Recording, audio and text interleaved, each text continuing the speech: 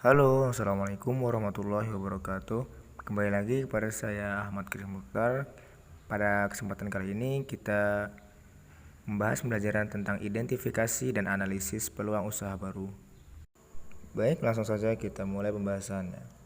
Berpikir kreatif dalam wirausaha.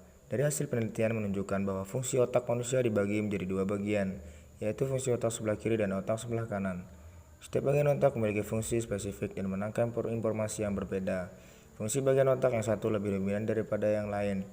Fungsi otak sebelah kiri dikendalikan secara linear, berpikir vertikal, sedangkan otak sebelah kanan lebih mengendalikan pemikiran literal. Otak sebelah kiri berperan menangkap logika dan simbol-simbol, sedangkan sebelah kanan lebih menangkap hal-hal yang bersifat intuitif dan emosional.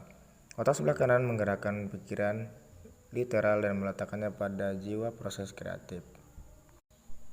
Menurut Zimmerer pada tahun 1996, untuk mengembangkan keterampilan berpikir, seseorang menggunakan otak sebelah kiri, sedangkan untuk belajar mengembangkan keterampilan kreatif digunakan otak sebelah kanan.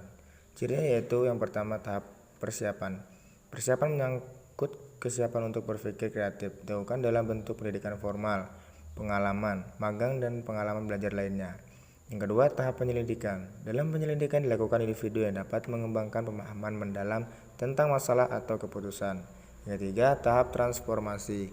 Transformasi adalah mengidentifikasikan persamaan dan perbedaan yang ada tentang informasi yang terkumpul.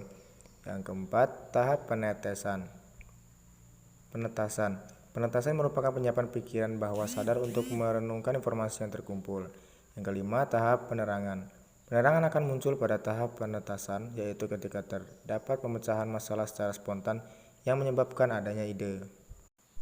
Yang keenam itu tahap pengujian.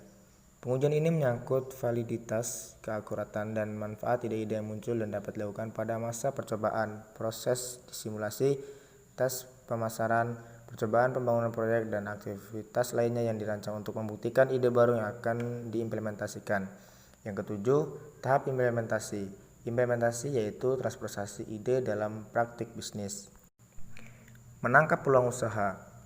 Seseorang sering kali ingin untuk mendirikan usaha baru karena didorong oleh adanya peluang yang membentang di hadapan tempat tinggalnya dan juga memiliki impian dan optimisme yang berlebihan. Untuk meredam adanya impian dan optimisme yang berlebihan tersebut, sebaiknya sebelum mengambil keputusan untuk menangkap peluang usaha baru, tidak salah jika seorang wirausahawan perlu melakukan evaluasi secara cermat atas peluang-peluang yang ada. Bagaimana mengevaluasi berbagai peluang tersebut? Evaluasi berbagai peluang usaha yang ada dapat dilakukan melalui konsultan atau orang-orang yang telah berpengalaman di dunia bisnis. Setidak-tidaknya meminta tolong untuk dievaluasi oleh orang-orang yang akan menjadi mitra usaha, para penanam modal atau investor, atau partner yang lain yang akan dilibatkan dalam usaha tersebut. Ada 4 strategi menangkap peluang usaha. A. Pilihan dan strategi berbasis besar. B. Mencari keunggulan dalam biaya atau unggul dalam persaingan. C. Pilihan dan strategi berbasis biaya. Mengharuskan perusahaan untuk menjadi produsen dengan biaya paling murah dibandingkan dengan produk atau jasa pesaing produk. D. Pilihan dan strategi berbasis diferensiasi. Pemusatan keunikan produk dan jasa perusahaan. E. Pilihan dan strategi fokus. Target golongan pasar yang khusus atau berfokus pada pasar yang belum digarap.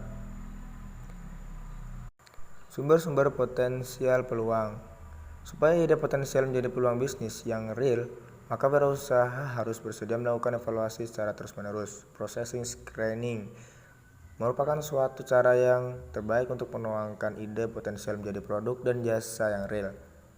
Adapun langkah dalam proses screening ide dapat dilakukan sebagai berikut. Yang pertama, menciptakan produk baru dan berbeda. Yang kedua, mengamati pintu peluang.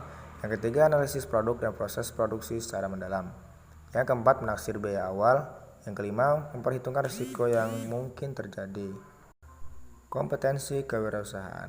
Pada umumnya, wirausahawan yang sukses adalah mereka yang punya kompetensi, yaitu seseorang yang mempunyai ilmu pengetahuan, keterampilan, serta kualitas individu yang meliputi sikap, motivasi, nilai, serta tingkah laku yang diperlukan untuk melaksanakan pekerjaan atau kegiatan.